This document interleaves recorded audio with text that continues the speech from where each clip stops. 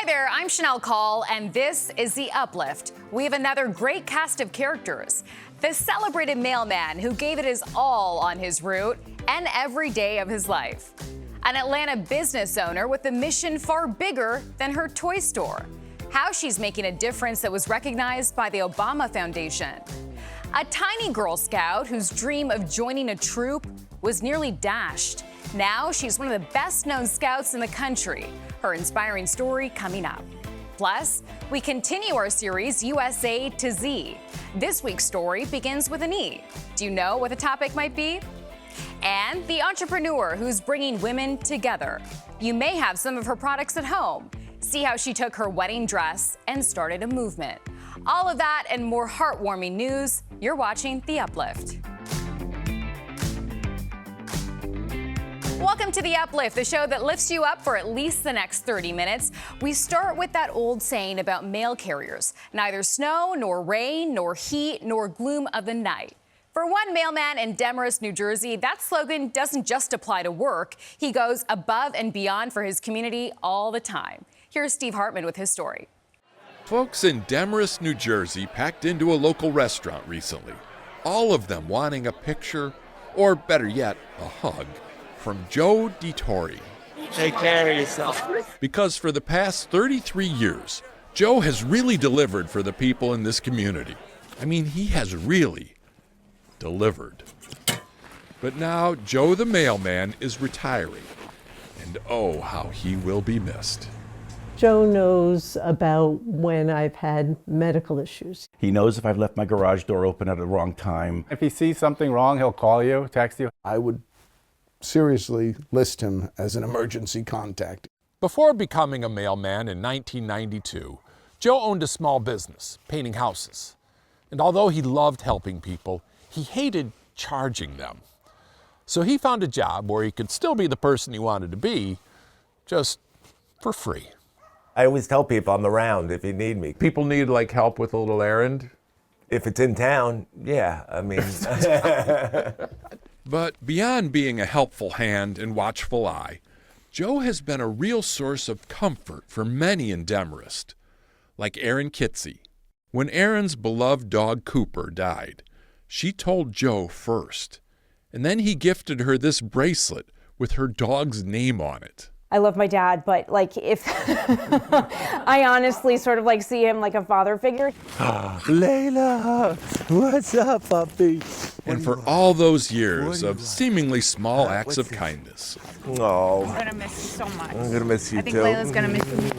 Residents wanted to make sure Joe knew just how much it truly meant. He just genuinely cares. And in response, we care for him. He doesn't know how to be any other way.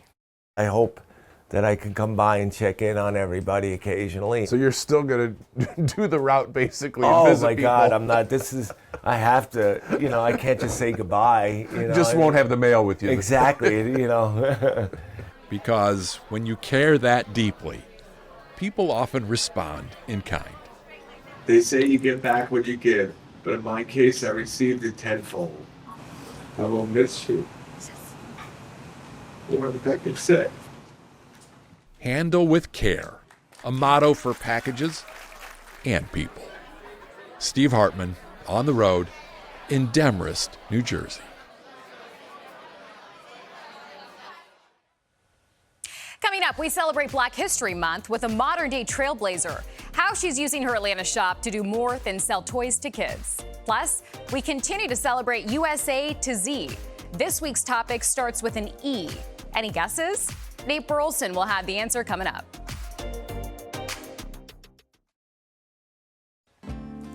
Black History Month celebrates not only trailblazers, but today's community leaders who are making a difference and may be historic themselves. Here's Leandra Head from CBS News Atlanta with a story about a business owner whose mission is bigger than her toy store. It was really important for me when I started Brown Toy Box, just for Black children, Black and brown children, to see themselves represented in play. The story is filled with educational toys that represent diversity. Terry Bradley, the owner of Brown Toy Box, says that representation is the heart and soul of the store. We want to be able to plant seeds, right? We want kids to be able to to kind of pattern that, to say, oh, I see something that looks like me. I can go be a marine biologist. I can go be a chemist. For Joy Harris, shopping here for her young daughter is more than just buying toys. It's nurturing her identity and pride. For her to just be excited and walk around and see toys and things that reflect her and that she can continue to grow and learn was just exciting to me. Science experiments. What does your daughter gain from shopping here? She gains a continued love of her skin, of her culture, and an appreciation for being able to learn in an environment that supports her, that looks like her. She can find her identity. Whoa! What's this? Bradley says that these educational kits that depict black and brown children in roles such as coders, app developers, and marine biologists are headed to Chicago to be featured in the new Obama Presidential Center. So all of our characters, they represent different STEAM themes. And they represent the Black diaspora. One evening I was taking a little bit of a nap and I woke up and I had a purchase order and it said Obama Presidential Center. I was like, wait, what? So I was just over the moon excited. Each kit includes a book, a hands-on project, and a toy that brings learning to life. When they say, hey, I want to be a marine biologist or an architect or whatever, they can read about Black people who did it before them. The Obama Foundation ordered 96 of these kits, according to a spokesperson. They ordered STEAM kits. So that's probably what we're known best for is our Brown Toy Box STEAM kits, which science, technology, engineering, arts, and math. Set on 19 acres in Chicago, the Obama Presidential Center will be more than just a museum. It will be a space filled with art, gardens, gathering spots, and a gift shop that highlights Black-owned brands, including those from Bradley's store. We're really super excited that people from around the world will be walking through there and they'll be able to see our kits. From Atlanta to Chicago, these toys journey far beyond the bounds. They carry hope, showing that representation matters and every child deserves to see themselves in stories that shape the world. As we gear up for the country's 250th birthday this summer, we're celebrating the USA to Z. Now we're up to E for equality, and Nate Burleson has our story. The small town of Orangeburg, nestled between Columbia and Charleston, is packed with history of its own. We've had about 70,000 people to come. Cecil Williams is a local historian, born and raised here. He remembers a time when race determined where you could go and where you couldn't. In 1968, most of South Carolina, and especially most of Orangeburg, had already opened its doors to people of color. But there were a few pockets of resistance, and one of them was a bowling lanes here. All-Star Bowling Lanes sits just minutes from Orangeburg's two historically Black universities, Claflin and South Carolina State. In the 1960s, owner Harry Floyd refused to integrate. Mr. Floyd, why have you not permitted Negroes to bowl at your bowling alley here in Orangeburg? Because I have my own customers that patronize me 52 weeks a year. They support me year in and year out. I need no other business. Students from both universities organized protests. What began as peaceful attempts to enter the bowling alley on February 6, 1968, escalated into a confrontation between students and police. A glass was accidentally broken in a window where we were all standing around. Police authorities really overreacted. Those with weapons started pulling them from their right side. On February 8th, after days of demanding entry into the bowling alley, a new confrontation between students and police erupted and took a deadly turn, now known as the Orangeburg Massacre. It was an attempt to integrate this bowling alley last Monday night that started this state of emergency. It is the last totally segregated business in Orangeburg. What do you remember about that day specifically? I think there were around 30 highway patrolmen and 200 National Guardsmen that were in the streets. About 10 o'clock that evening, highway patrolmen began firing on the students, killing 3 and injuring 28. And when did you get to the scene? The next morning, I arrived on the campus, and I looked down on the ground and I saw shells and other things that were on the ground. I picked up about a dozen. The FBI later confiscated 5 of them. 2 were lost, and I have 5 that are remaining with me. This still yet today rings very heavily on my heart because I knew the students that were photographed. I had photographed them for the yearbook. 3 students, Henry Smith, Samuel Hammond, and Delano Middleton, were killed. 9 officers were charged with using excessive force, but later acquitted. Actually, that event could have been worse. But this proves to me there are more good people than there are bad. Of course. The attention went out for 30 highway patrolmen to load their weapons, but only 9 obeyed. Obeyed one of the highest ranked law enforcement officers to load their weapons and begin shooting the students. South Carolina State College remains closed today following last Thursday night's bloody battle in which 3 Negroes were killed and 36 others injured in a fight with police. The only conviction was protest organizer Cleveland Sellers, who served 7 months on a riot charge. He was pardoned 25 years later. All-Star bowling lanes stayed open for nearly 40 more years, integrating only after continued community pressure before closing permanently due to financial issues in 2007.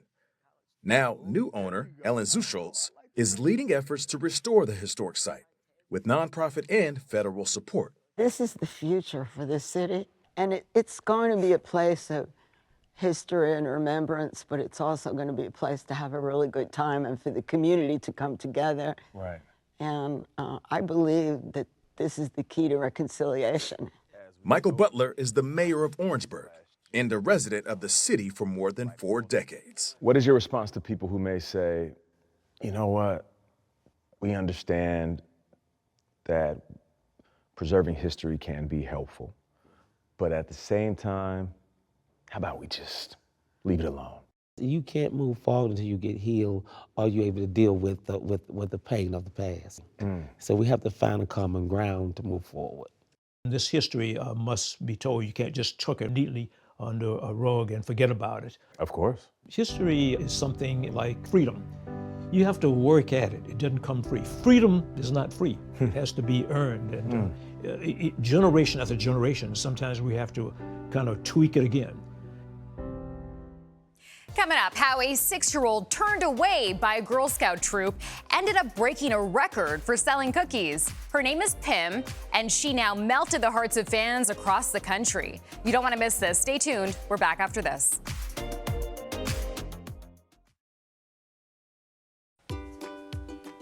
This is Girl Scout cookie season, and customers all over the country are patiently waiting for their goodies to show up.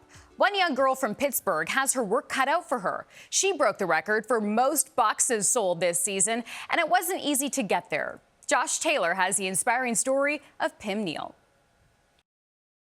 Pim wanted to join the Girl Scouts because when she was 3, she saw the girls selling cookies. Pim has multiple disabilities, but she hasn't let it slow her down. And Pim's dad, Luke, says her path to becoming a Girl Scout wasn't easy. Our first troop, unfortunately, when we tried to join and asked questions about joining, the lady said that Pim's disabilities would hold back the troop, and they didn't want her to join.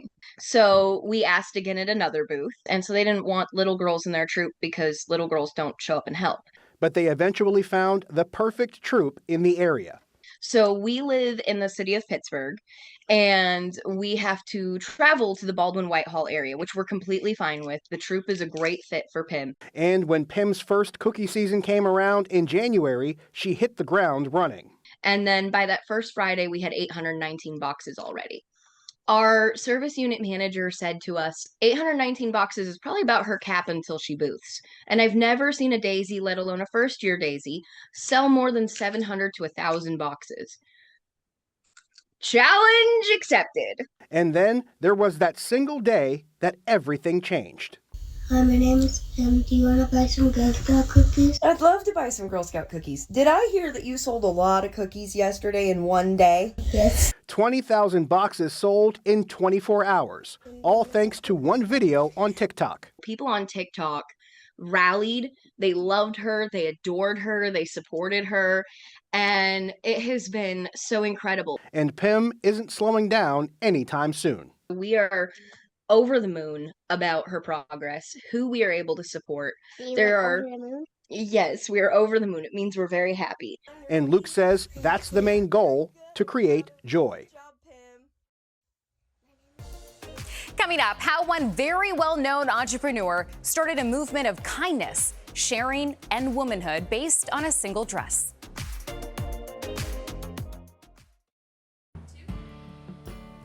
You remember the book and movie series Sisterhood of the Traveling Pants? But do you know about the Sisterhood of the Traveling Wedding Dress? Well, a very accomplished entrepreneur started that movement, and our David Begno has her story. Sometimes you get these feelings and you say things, and as it was coming out of my mouth, I even was like, this is really weird, but would you like to borrow my wedding dress? Sarah Blakely, the founder of Spanx, has built a billion-dollar brand trusting her instincts. I remember on this one particular day, years into selling fax machines, I pulled off the side of the road, and I remember distinctly thinking, I'm in the wrong movie.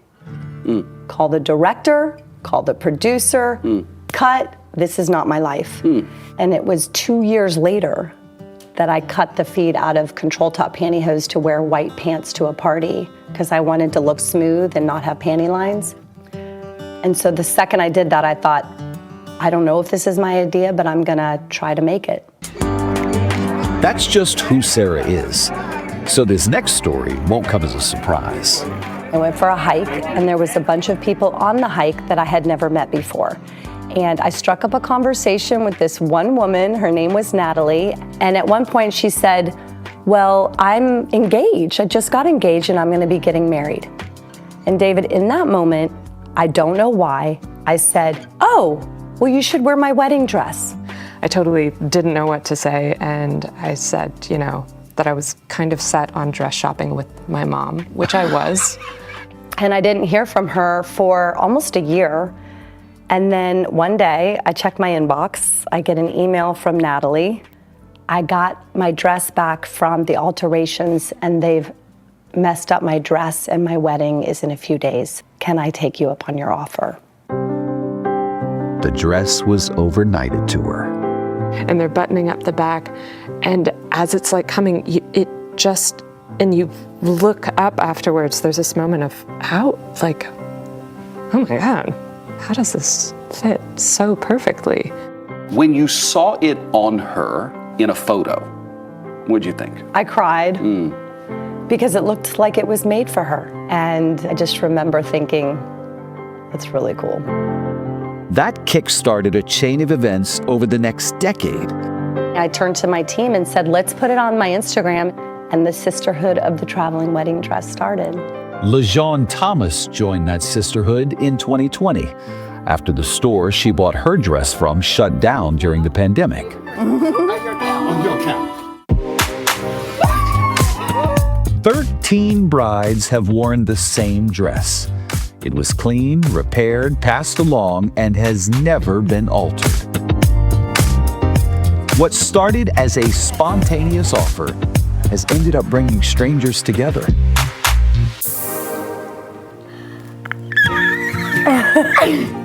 Hi, guys. Oh, my God. 10 years later, Sarah and Natalie are finally meeting again. Oh, good to see you. And for LaJawn, it's the first time. So great to meet you finally. Here we are, the sisters of the dress.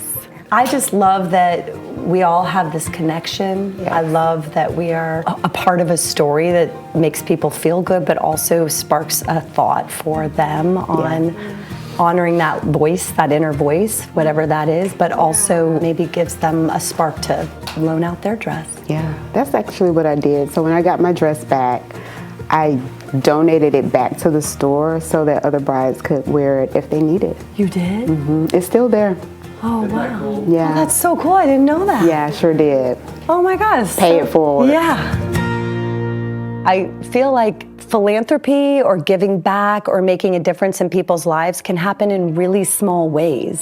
But I just wonder when human beings do something, sometimes they're trying to either plug a hole, fill a hole, give themselves more of something they want to see. Is that in any way why you do so many random acts of kindness?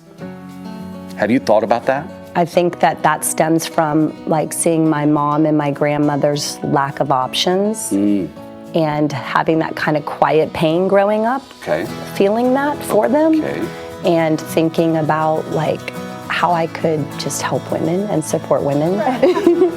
It's a lesson in listening to your gut. Something's coming to me, and it is lean into the weird moments.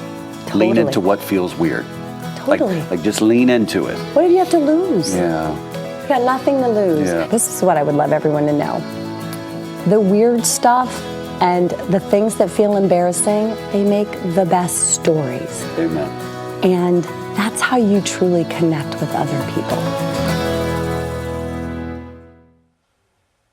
All right, that's our show. I hope this news brightened your day and lifted you up.